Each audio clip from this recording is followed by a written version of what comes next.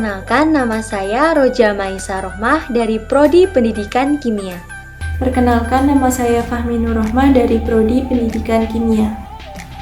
Hai, saya Alivia Nur Aini dari Prodi Pendidikan Kimia, Rombel PK1B. Halo, perkenalkan saya Indi Priestiana dari Prodi Pendidikan Kimia. Halo, perkenalkan nama saya Nuri Janati Ajahra dari Prodi Pendidikan Kimia, Rombel C. Halo semua, perkenalkan nama saya Mukti Rahmawati dari Prodi Pendidikan Kimia. Perkenalkan nama saya Siti Izatul Dema dari Prodi Kimia.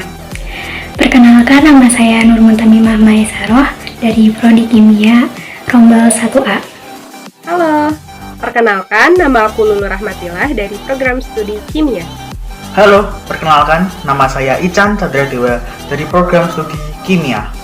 Halo, perkenalkan saya Amelia Cantrika Dewi dari Program Studi Kimia, Rombel K1C. Halo semuanya, kenalin aku Firly Febri Trinanda dari Prodi Farmasi dengan NIM 4313421011 dari Rombel F1A. Perkenalkan, saya Krisabila Kering Tiasbia dari Program Studi Farmasi Rombel F1A. Perkenalkan nama aku Octavian Himayatinisa, Prodi Farmasi Rombel F1B. Tenda adalah tempat pelindung yang terdiri dari kain atau benda lainnya yang menempel atau melekat pada tali atau tiang pendukung. Tenda berfungsi sebagai hunian saat kita berada di alam bebas. Yang kedua ada perlengkapan memasak. Perlengkapan memasak untuk mendaki gunung yaitu nesting dan kompor. Sedangkan bahan bakar bisa menggunakan minyak, gas, atau parafin. Namun, sebaiknya tidak menggunakan minyak karena rawan tumpah dan dapat menyebabkan kebakaran. Tas ini digunakan untuk membawa semua perlengkapan mendaki gunung, mencakup barang kelompok maupun barang pribadi. Yang keempat ada sepatu yang bertujuan untuk melindungi kaki para pendaki dari terjalnya medan pendakian. Di sini saya akan menjelaskan kegunaan dari matras. Matras dapat digunakan sebagai alas duduk hingga alas tidur sehingga dapat melindungi pendaki dari dinginnya tanah pegunungan yang dingin. Yang keenam ada sleeping bag.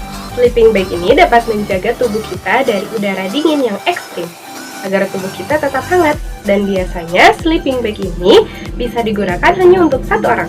Yang ketujuh ada jaket. Jaket bukan berarti sebagai kewajiban, tetapi sebagai kebutuhan untuk melindungi kita agar tetap hangat dari hawa dingin. Memilih jaket yang tidak terlalu tebal agar tidak memakan ruang tas, dan memilih jaket yang anti angin, waterproof, dan melindungi kita agar tetap hangat. Alat yang ke-8 yaitu sarung tangan. Sarung tangan merupakan peralatan mendaki gunung yang memiliki fungsi sebagai pelindung dan penghangat tangan. Sarung tangan akan melindungi dari gigitan serangga, serangan matahari, hawa dingin, dan permukaan yang kasar.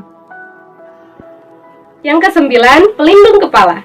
Pelindung kepala atau topi dapat melindungi kepala kita dari sengatan matahari, hujan, ranting, maupun duri yang tajam. Ke-10 ada gaiters. Gaiters adalah alat untuk melindungi kaki kita dari masuknya kotoran, debu, tanah, lumpur, batu, maupun ranting ke dalam sepatu sehingga menyebabkan ketidaknyamanan kaki kita ketika mendaki.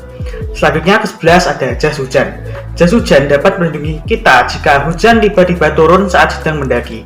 Jas hujan berbentuk ponco juga dapat digunakan sebagai shelter atau tempat perlindungan sementara ketika hujan tiba-tiba turun saat kita mendaki. Selanjutnya adalah trekking pole. Trekking pole memiliki fungsi untuk menyangga berat tubuh, meminimalisir nyeri lutut, dan juga menjaga keseimbangan ketika kita menaiki trek yang curam. Dengan berbagai siasat, trekking pole dapat digunakan sebagai tiang penyangga flysheet dan sebagainya. Selanjutnya adalah center dan juga headlamp. Ketika kita mendaki gunung, tentunya penerangan sangat dibutuhkan. Kita dapat menggunakan center dan juga headlamp. Ketika kita menggunakan center, secara otomatis tangan tidak akan bergerak secara leluasa, tetapi arah pencahayaan dapat diarahkan kemanapun. Sedangkan ketika kita menggunakan headlamp, tangan akan secara otomatis bergerak leluasa, tetapi arah sorotan sinar tergantung dengan arah kepala kita. Nah, yang ke-14 adalah hammock. Hammock merupakan tempat tidur yang digunakan ketika mendaki. Hammock ini biasanya dipasang di antara kedua pohon. Hammock digunakan sebagai tempat tidur ketika melakukan pendakian. Yang ke-15 ada tali. Tali ini sebagai suatu alat yang dapat kita gunakan dalam berbagai aktivitas. Contohnya, dalam medan yang ekstrim, ketika kita membutuhkan suatu alat, kita dapat menggunakan tali. Selain itu, tali juga praktis dan mudah dibawa. Kali ini aku akan membahas tentang kacamata dan masker. Kacamata digunakan untuk melindungi mata dari silau matahari serta melindungi mata dari debu dari angin gunung. Sedangkan masker digunakan untuk melindungi pernafasan dari debu, bau yang menyengat, serta bau yang berbahaya seperti asap belerang dari kawah gunung. Yang ke-17 ada survival kit. Keadaan alam yang tidak bisa kita tebak membuat kita tidak bisa hanya mengandalkan keterampilan kita saja, namun juga butuh suatu alat dukung atau survival kit. Survival kit ini dapat berupa api, meals ready to eat atau MRE, senter, kompas, water purification, dan sebagainya. Yang ke-18 ada kantong sampah. Kantong sampah berfungsi ketika kita di outdoor untuk menempatkan sampah-sampah yang kita buat dan kita bawa agar lingkungan tetap bersih dan juga sampah tidak berserakan. Selanjutnya, ada obat-obatan pribadi. Bagi yang mempunyai penyakit bawaan, wajib sekali membawa obat-obatan pribadi, karena obat-obatan pribadi ini berfungsi sebagai pertolongan pertama ketika penyakit bawaan kita kambuh dan juga ketika terjadi cedera. Yang terakhir adalah peralatan mandi. Peralatan mandi sebaiknya berada di urutan paling bawah dalam carrier, karena alat ini hanya dibutuhkan ketika sudah turun gunung.